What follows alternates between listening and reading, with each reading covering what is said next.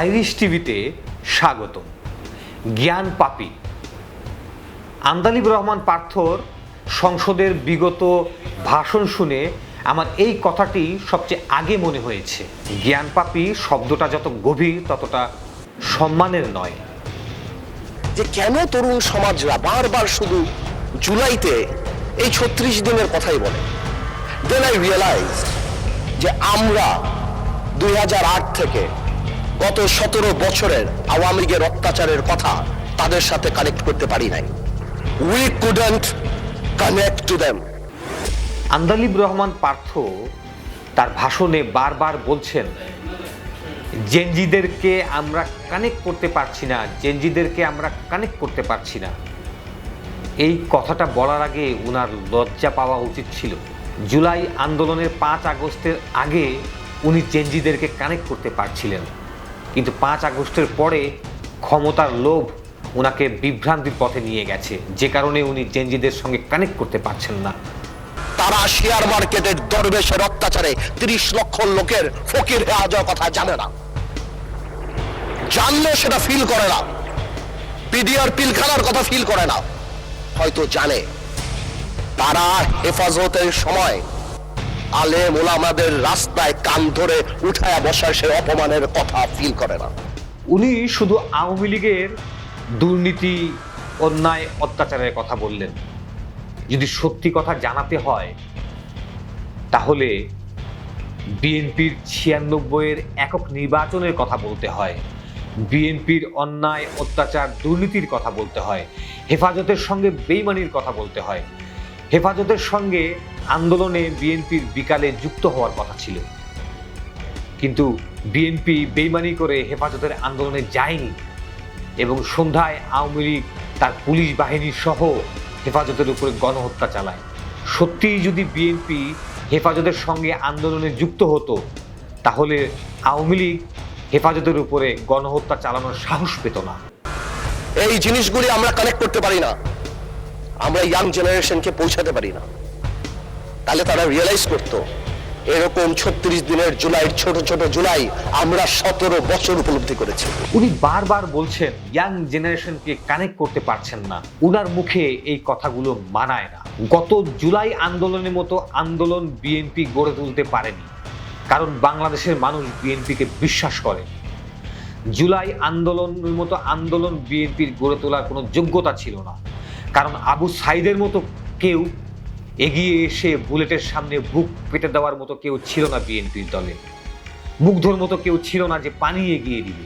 গত ১৫ বছর বিএনপি আওয়ামী লীগের বিরুদ্ধে দাঁড়াতেই পারেনি, কারণ বিএনপি আঘাত করে গত ১৫ বছর চলেছে। তা না হলে আওয়ামী লীগের মতো একটা ফ্যাসিস্ট স্বৈরাচারী দল ১৫ বছর টিকে থাকতে পারত না। ইতিহাস সাক্ষী, বিএনপি কখনো এককভাবে আন্দোলন গড়ে তুলতে পারেনি। এমনকি এই জুলাই আন্দোলনেও বিএনপির কোনো অংশগ্রহণ ছিল না, ব্যক্তিগতভাবে অনেকের অংশগ্রহণ ছিল। জুডিশিয়ারির কথা ইমাজিন করেন, আর্স্কিন মেয়র পার্লামেন্টারি প্রসিডিংসে বলা আছে জুডিশিয়ারি নিয়ে আমাদের কথা বলা উচিত না, বাট আমার বলতে হচ্ছে একটা দেশ থেকে চিফ জাস্টিস ভেঙে চলে গেছে। কি পরিমাণ ইন্টিমিডেশন, কি পরিমাণ প্রেজুডিশিয়াল এফেক্ট, সেটা আর অন্যান্য হাইকোর্টের জাস্টিস উপরে পড়া হয়।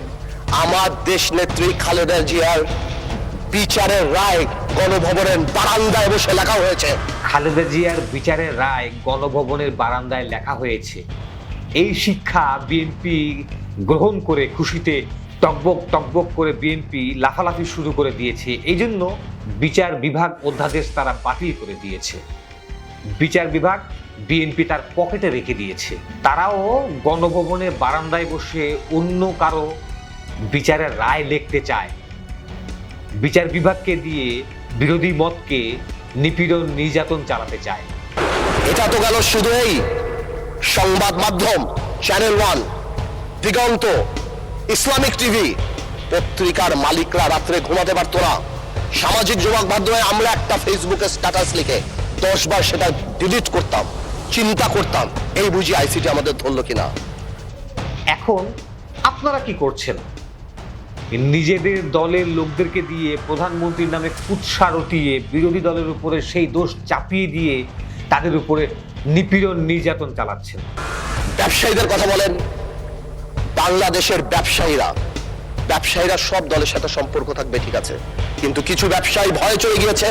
আমরা এও শুনেছি বড় বড় ব্যবসায়ীরা তৎকালীন সরকার প্রধানকে মা, আম্মু বলে সম্বোধন করেছে। কেউ কবিতা বলেছে, তুমি আমার প্রথম, তুমি আমার দ্বিতীয়। আপনারা শুনেন নাই?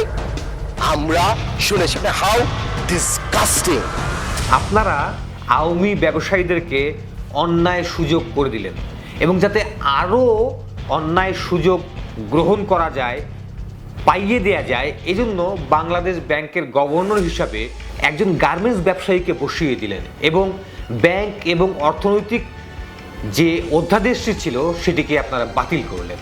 একটা দেশের সিস্টেম কিভাবে, শিক্ষা মন্ত্রণালয়, আপনি চিন্তা করেন, আপনি যদি if you go to YouTube and search IAM GPA 5, আপনি লক্ষ লক্ষ ছেলেপেলেরা GPA 5 পেয়েছে যারা বলতে পারে না ইংরেজিতে যে IAM GPA 5। এরা যদি বিদেশে যায়, মাননীয় স্পিকার, এদেরকে শো ইউর পাসপোর্ট বললে এরা পাসপোর্ট বুকে নিয়ে শুয়ে পড়বে, মাননীয় স্পিকার। আওয়ামী শিক্ষা ব্যবস্থাকে আপনারা প্রশ্নবিদ্ধ করছেন, কিন্তু আপনাদের শিক্ষামন্ত্রী কি করছেন? উনি কোমলমতি শিশুদেরকে জায়মা রহমানের রাজনীতি শিখাচ্ছেন। আমাদের ছোট ছোট স্কুলের ছাত্ররাও সেটা বোঝে আপনাদের অযোগ্যতা, যে কারণে তারা ট্রোল করছে, কিন্তু আপনারা বোঝেন না আপনাদের অযোগ্যতা। আরেকটা রিজন বোঝা দরকার যে মাননীয় প্রধানমন্ত্রী তারেক রহমান সাহেব বাংলা ইতিহাসের সবচেয়ে খারাপ সময় বাংলাদেশের দায়িত্ব নিয়েছে। তারেক রহমান সবচেয়ে খারাপ সময়ে বাংলাদেশের দায়িত্ব গ্রহণ করেছেন, এই কথাটা বাংলাদেশের সবাই বোঝে, শুধু বিএনপি ছাড়া। বিএনপি সত্যিই যদি খারাপ সময় বুঝতো, তাহলে জনগণের রায় মেনে নিয়ে গণভোট বাস্তবায়ন করে বিরোধী দলকে সাথে নিয়ে একসাথে দেশের উন্নয়নে এগিয়ে যেত। কিন্তু না, বিএনপি একাই সব গিলি খাবার জন্য একনায়কতন্ত্র কায়েম করার চেষ্টা করে যাচ্ছে। 16 বছর জিয়া পরিবারের থেকে মুক্ত করতে শেখ হাসিনা হেলিকপ্টার দিয়ে পালিয়েছে, সাতরা পালাবে, মাননীয় স্পিকার বলে কি? জিয়া পরিবার মানে বাংলাদেশের গণতন্ত্র, জিয়া পরিবার মানে বাংলাদেশের স্বাধীনতার ধারক বাহক, জিয়া পরিবার মানে বাংলাদেশের স্বাধীনতার ধারক বাহক। এখন জিয়া পরিবারের কারণে হাসিনা হেলিকপ্টারে করে পালিয়ে গেছে, এই কথা কি সত্য? অবশ্যই না। জিয়া পরিবারের জন্য বিএনপি কিছুই করেনি। বিএনপি তিনবার ক্ষমতায় এসেছে, কিন্তু প্রেসিডেন্ট জিয়াউর রহমানকে হত্যার বিচার তারা করেনি, বিচার চায়নি, তো করবে কখন? বেগম জিয়াকে জেল থেকে মুক্ত করার জন্য কার্যকারী কোনো পদক্ষেপ বিএনপি গ্রহণ করতে পারেনি। ছাত্র জনতা এই দেশকে ফ্যাসিস্টের কাছ থেকে মুক্ত করে সর্বপ্রথম বেগম জিয়াকে বের করেছিল জেল থেকে, তা না হলে ওই জেলেই বেগম জিয়াকে মরতে হতো। তারেক রহমানকে লন্ডন থেকে আনার জন্য সত্যিকারের বাস্তবসম্মত কঠিন কোনো পদক্ষেপ বিএনপি নেয়নি। ছাত্র জনতা এই দেশকে স্বাধীন করে ইউনূস লন্ডনে গিয়ে সেই ক্রেস্ট তারেক রহমানের হাতে তুলে দিয়ে আশ্বস্ত করলে তারেক রহমান বাংলাদেশে আসার সাহস পান। জিয়া পরিবার বাংলাদেশের স্বাধীনতার ধারক বাহক। আগে সংবিধানটা ভালো করে পড়ুন, সংবিধানে কি লেখা আছে। সেই ফ্যাসিস্ট সংবিধান নিয়েই আপনারা চলছেন, সেই ফ্যাসিস্ট রাষ্ট্রপতি নিয়ে আপনারা চলছেন। একটা নির্বাচিত সরকার, তার বিগত ফ্যাসিস্ট উৎখাত করা সরকারের আইন এবং রাষ্ট্রপতি, এই দুটো নিয়েই তারা চলছে। তাহলে বুঝুন এই বর্তমান বিএনপি সরকারের যোগ্যতা কতটুকু। জাতি বিভক্ত না করলে মুক্তিযুদ্ধের ইতিহাস কিভাবে শিখাবো? হাওয়ার সাথে যুদ্ধ করছে, মুক্তি দেয়নি। জাতি বিভক্ত করা যাবে না, বাংলাদেশকে হিন্দু মুসলমানে ভাগ করা যাবে না, আমেরিকার চেয়ে ভাগ করা যাবে না। মুক্তিযুদ্ধের ইতিহাস যখন বলতে হবে, তখন আমি কার সাথে? আমি হাওয়ার সাথে যুদ্ধ করছি, আমরা রাজাকারের সাথে যুদ্ধ করছি, এবং তাই আমরা এখানে আসছি। জাতি বিভক্ত, রাজাকারের ইতিহাস জানাতে হবে। যদি সত্যি কথা জানাতেই হয়, তাহলে জাতিকে জানাতে হবে কে এই রাজাকারদেরকে রাজনীতি করার লাইসেন্স দিয়েছে বাংলাদেশে? কে রাজাকারদের রাজনীতি বাংলাদেশে পুনঃস্থাপিত করেছে? তাহলে আপনারা স্বীকার করুন যে শহীদ প্রেসিডেন্ট জিয়াউর রহমান এই ভুলটি করেছিলেন এবং আপনারা সেটা শুদ্ধ করার জন্য এই রাজাকারদের রাজনীতির লাইসেন্স বন্ধ করে দিচ্ছেন। না, সেটি আপনারা করবেন না, কারণ জামাত রাজাকার ছাড়া আপনাদের রাজনীতি অস্তিত্বহীন। মির্জা ফখরুল ইসলাম আলমগীরের বাবা একজন গর্বিত রাজাকার, উনি একজন গর্বিত রাজাকারের সন্তান। তারেক রহমান যখন বিগত বিএনপি সরকারের আমলে ছিলেন তখন রাজাকারদের বাড়ি বাড়ি গিয়ে উনি অনেক দাওয়াত খেয়েছেন। জামাত ছাড়া বিএনপির কোনো অস্তিত্ব কখনোই ছিল না, এখনো নেই এবং সামনেও হয়তো থাকবে না। সরি টু সে ৭১ যখনই আসবে তখন আমার ভাইদের সেই সময়কার ভূমিকার কথা আসবে। and unfortunately they have to live with this stigma rest of the life. এটাকে আপনি সরাতে পারবেন না। এটা মনে আছে আমার, বেসি হ্যাডপ নামে কি একজন ছিল আপনার, উনি 1936 মনে হয় চার্চিলকে বলেছিল, চার্চিল একটু ড্রাঙ্ক ছিল আর কি, বলেছিল ইউ আর ড্রাঙ্ক পার্লামেন্টে। চার্চিল ঘুরে বলেছিল I am drunk, tomorrow I can be sober, but you are ugly and you shall remain ugly. তো আমরা মাঝে মাঝে একটা লাইন ক্রস করি, কালকে হয়তো ভালো হয়ে যাব, কিন্তু আপনারা যা ছিলেন তা থাকবেন, তাই থাকবেন। পার্থ স্বীকার করলেন ওনারা খারাপ কাজ করেন, ক্রাইম করেন, আবার ভালো হয়ে যাবেন। মানে এটা ওনাদের হাতের মুঠোয়, খারাপ কাজ করা, ভালো হয়ে যাওয়া।